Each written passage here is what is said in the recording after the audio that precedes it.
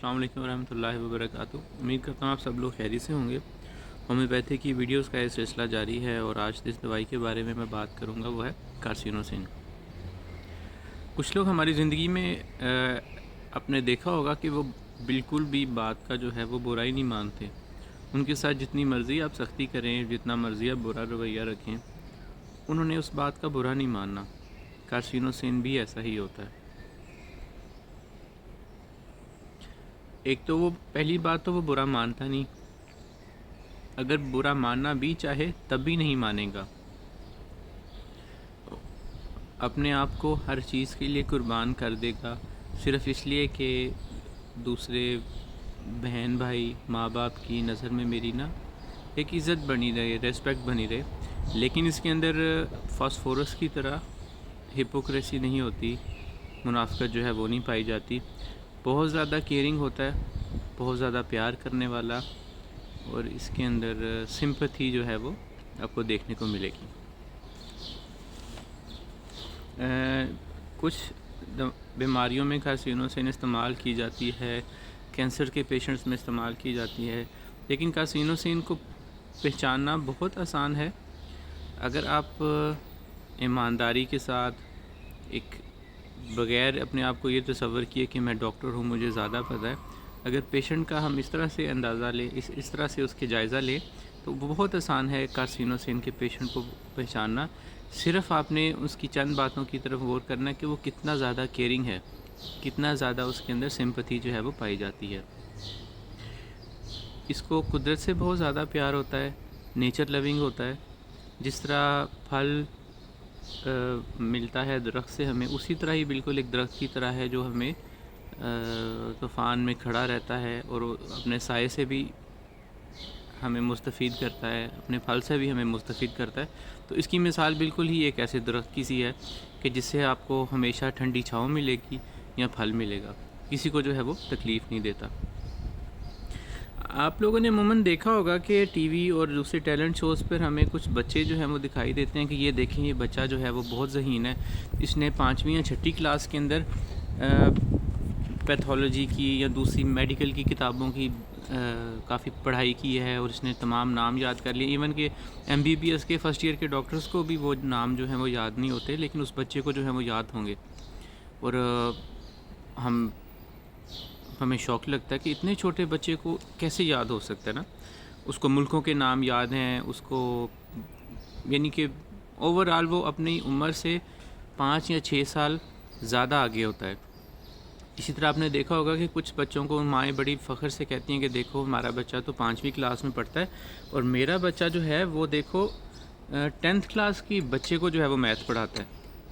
ٹھیک ہے، یہ میں آپ کو ایگزامپلس بتا رہا ہوں، بعد میں اس کو بتاؤں گا کہ یہ اس کو کارسینوسین کے ساتھ کیسے اٹیچ کر سکتے ہیں۔ اسی طرح آپ نے بچپن میں بھی دیکھا ہوگا کہ کئی بچے ایسے ہیں کہ جن کی مثال دے کر آپ کو ماں باپ کہتے تھے کہ یہ دیکھو وہ بچہ جو ہے وہ صبح 5 بجے اٹھ جاتا ہے، تم تو 10 بجے تک سوئے رہتے ہو، اس نے دیکھو 97 مارکس لے آئے۔ آپ تو سوچیں گے کہ 97 تو مجھے کبھی بخار بھی نہیں ہوا، 97% مارکس کیوں لے آیا؟ تو وہ بچے جو تھے ہمیں بچپن میں زہر لگتے تھے، میتھ جو سمجھ نہیں آتی تھی ان بچوں کے 98 100 مارکس آ جاتے تھے، بہت ہی زیادہ ایکسٹرا آرڈنری، بہت ہی زیادہ ذہین ہوتے ہیں۔ تو ان بچوں کو جو دیکھا جائے تو بیسیکلی یہ بچے ہیں کارسینوسین کے، لیکن اس کا نقصان یہ ہے کہ وہ بچے بڑے ہو کر سوسائٹی کے اندر اپنے آپ کو پروو نہیں کر سکتے۔ آپ نے ان کو اس طرح تو شارپ کر لیا کہ ان کو سبق یاد ہو گیا، ان کو یہ نام یاد ہو گیا، ان کو میڈیکل کے نام یاد ہو گئے، ان کا میتھ تیز ہو گیا اس طرح، لیکن وہ زندگی کی باقی ڈائمینشنز میں آگے جا کر کیا کریں گے؟ کیا ہم نے کبھی دیکھا کہ ایسے بچے جو ٹیلنٹ شوز میں ہوتے ہیں بڑے ہو کر کبھی ان کو دیکھا ہو کہ وہ جی چھوٹے ہوتے بھی پروگرام میں آتا ہے بڑے ہو کر، ہم نے کبھی ان کا نام نہیں سنا کبھی بھی کہ وہ بڑے ہو کر بھی اتنے شارپ نکلیں کہ وہ اپنی 15 سال کی عمر میں انہوں نے بہت زیادہ کچھ کر لیا ہو۔ تو بیسیکلی یہ بچے ہیں کارسینوسین کے، ان کو ایکسٹرا پیرنٹل کیئر کی وجہ سے، ڈومینیٹنگ کی وجہ سے جو ہے وہ یہ تمام چیزوں میں سے گزرتے ہیں، اور ایک نارمل بچہ جو ہے وہ کارسینوسین میں جو ہے وہ چینج ہو جاتا ہے۔ ہمارے معاشرے میں یہ سمجھا جاتا ہے کہ ڈومینیٹنگ لازمی نہیں کہ مرد ہی ہو، لیکن زیادہ تر مرد ہی ڈومینیٹنگ ہوتے ہیں، لیکن کسی بھی قسم کی ڈومینیشن اگر اس کو ملتی ہے اپنے گھر کے اندر، چاہے وہ اس کی والدہ ہے، بھائی ہے، اس بچے نے جو ہے وہ کارسینوسین میں چینج ہو جائے. اس نے کہنا کہ بس میرے سے وہ ایکسپیکٹ کر رہے ہیں، اب اگلی دفعہ میں نا اتنے نمبر لا کے دکھاؤں گا، اور وہ لا کے واقعی میں دکھاتا ہے. تو اس طرح سے جو ہے وہ کارسینوسین کا جو پیشنٹ ہے، وہ بچہ جو ہے وہ جنم لیتا ہے، وہ بنتا ہے. ٹھیک ہے. اور ایسے بچوں کو دیکھ کے آپ کہیں گے کہ واقعی میں یار یہ بچہ میرا ہونا چاہیے. دیکھو کتنے ہم ان کے گھر گئے، کتنے آرام سے بیٹھ کے جو ہے وہ پڑھ رہا تھا، ذرا بھی نہیں ایک جگہ سے ہلا. صبح سے لے کے اب تک دیکھو وہ پڑھ رہا ہے، کتنا اس نے یاد کر لیا. تو آپ کیوں نہیں ایسے بنتے؟ لازمی نہیں کہ بچہ ہو، بڑے بھی ہو سکتے ہیں. آپ کسی عورت کو دیکھتے ہو بڑی عمر کی، تو وہ اتنی زیادہ اپنی چیزوں میں اچھی طرح سے رکھتی ہے، اب اسے کو کہ یار یہ تو میری والدہ کو ایسا ہونا چاہیے تھا. یا ایک بندہ جو ہے بہت زیادہ بچوں کا خیال رکھتا ہے، یار میرے باپ کو ایسا ہونا چاہیے تھا. یا اگر آپ کسی لڑکی کو دیکھتے ہیں تو آپ کے ذہن میں جو خیال آتا ہے وہ آپ پہ میں چھوڑتا ہوں کہ آپ اس بارے میں کیا سوچتے ہیں. سب کو پتہ ہے کہ کیا سوچتے ہوں گے. تو اس طرح کی سوچ آتی ہے کہ یار یہ بندہ جو ہے وہ میری زندگی میں ہونا چاہیے، یہ میرا بھائی ہوتا، باپ ہوتا. تو یہ ہوتا ہے کارسینوسین کے پیشنٹ. ان کو پہچان آپ سکتے ہیں اس طرح سے.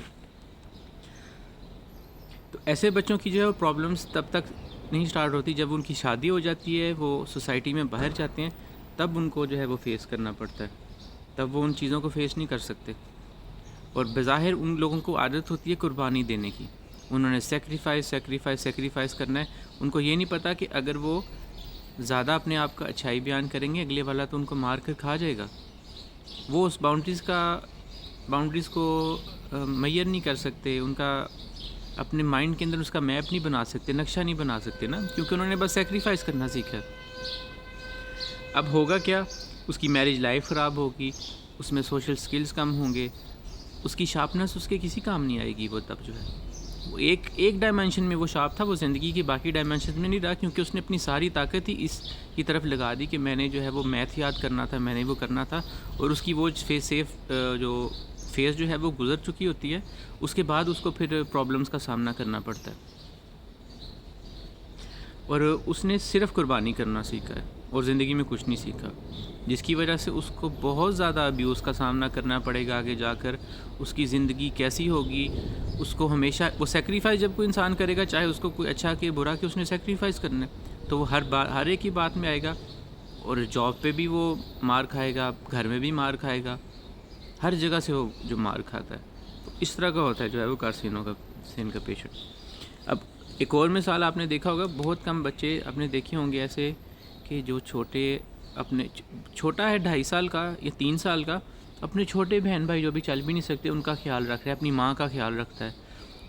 اور ایکسٹرا کانشیس ہو جاتے ہیں اس طرح سے کہ بھئی ایک بچہ جو 10 سال کا ہے، اس کو پتہ ہے کہ ماں کو مجھے کھانا دینا ہے، میں کہ ماں کا ہاتھ بٹھانا ہے، میں نے ماں کا کھانے پینے میں ہاتھ بٹھانے. کیوں؟ کیونکہ میرا باپ ظلم کرتا ہے میری ماں پر، وہ آ کے مارتا ہے. تو مجھے جو ہے وہ کس طرح سے ایسے گھر میں انوائرمنٹ بنانا ہے کہ میں ماں کا ہاتھ بٹھاؤں تو ماں گھر کے باقی کام کر لے، تاکہ کسی کو انگلی اٹھانے کا موقع ہی نہ ملے. تو یہ علامات ہیں کارسینوسین کی. اتنا زیادہ وہ اپنا ڈیوٹی کانشیس ہو جاتا ہے کہ اس کو اپنے گھر والوں کی، اپنی ماں کی اتنی فکر ہوگی، ماں کا ہاتھ بٹھائے گا. نارملی جس عمر میں بچوں کو گھر بیٹھ کر مائیں کھلاتی ہیں، ان کو ایک سامنے پلیٹ رکھ دی. میں نے دیکھا کئی مائیں جو ہیں وہ بچے 15 تو نہیں 13 یا 14 سال کے ہو گئے، لیکن ان کا ماں جو ہے وہ ہاتھ سے کھلا رہی ہے. وہ کھا ہی نہیں سکتے کھانا، لیکن دوسرا بچہ جو اس کی بنسبت اس کی آدھی عمر کا ہے، وہ اپنی ماں کو کھانا لا کر دیتا ہے، اپنے چھوٹے بھائی کو کرتا ہے. اگر آپ اس کو چاکلیٹ دیں گے تو وہ کہے گا کہ میں چھوٹے بھائی کو دے دیتا ہوں، میں نے نہیں کھانی، وہ اس کو زیادہ ضرورت ہے نا، وہ چھوٹا ہے میرا. کیوں؟ کیونکہ وہ چاہتا ہے کہ اس کی ایک رسپیکٹ بنی رہے. اس کے بجائے اگر آپ فاسفورس کو لا کے دیں گے یا کسی اور کو لا کے دیں گے نا چاکلیٹ، وہ کبھی بھی نہیں دے گا. وہ خود کھا لے گا، وہ کہے گا یہ تو پہلے ہی میری چاکلیٹ کھاتا ہے. تو اسی طرح سے آپ ان کو میچ کر سکتے ہیں. اگر آپ کو ہومیوپیتھی کا علم ہو، آپ کافی زیادہ مسائل شروع ہونے سے پہلے ہی ختم کر سکتے ہیں. جیسے کہ ہم کہتے ہیں کہ پیئرز ہونے چاہیے. ایک پیئرز جو ہے وہ برداشت کر سکتا ہے، دوسرا نہیں برداشت کر سکتا. مرد برداشت کرتا ہے، عورت نہیں برداشت کرتی.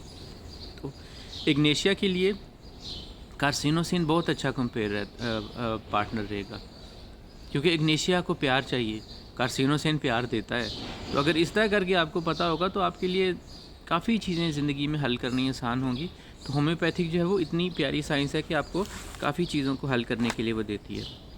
کیونکہ اور اس کا بیسک آف سروائیول ہی قربانی ہے. اس نے صرف سروائیول کرنا ہے اور اپنے آپ کو اس طرح سے بچانا ہے کہ دوسروں کا کام کر کے، تاکہ دوسروں کو برا نہ لگے، دوسروں کی نظر میں ایک اچھا انسان بنا رہوں.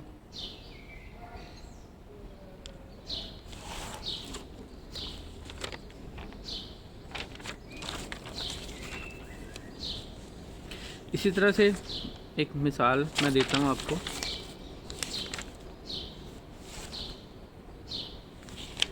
ایک لیڈی جو کہ ایک ملٹی نیشنل کمپنی میں کام کرتی تھی، اور اس کا جو برانچ مینیجر تھا جس کے پاس 4 ریجنز تھے، وہ کوئی اتنا اچھا آدمی نہیں تھا. اور اس نے اسے اس بات کی ڈیمانڈ کی کہ اگر تمہیں کام کرنا ہے میرے ساتھ تو تمہیں میرے کچھ جو ہے وہ سیکشل ڈیمانڈز پوری کرنے گی، سیکشل ڈیزائرز پوری کرنی پڑیں گی. تو پھر اس نے کہا کہ میں تو نہیں کروں گی. تو وہ شخص ایسا کرتا تھا کہ وہ اس کو 4 بجے رات کو اٹھا کر فون کرتا اور کہتا کہ تم نے جو ہے وہ میل، جتنی بھی میلز آئی ہیں ان سب کو کریکٹ کر کے جو ہے وہ مجھے بھیجو، ان کے جواب لکھو. تو وہ لڑکی جو تھی وہ کارسینوسین تھی.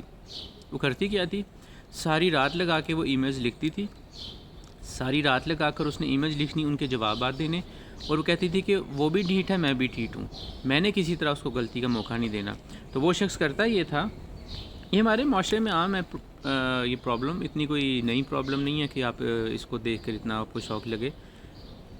وہ کرتا یہ تھا کہ اس نے جو بلاتا اس کی ڈکٹیشن لیتا، اسے کہتا کوما نہیں لگایا. ایک کومے کی وجہ سے وہ اس کا ذلیل کرتا تھا وہ شخص اسے.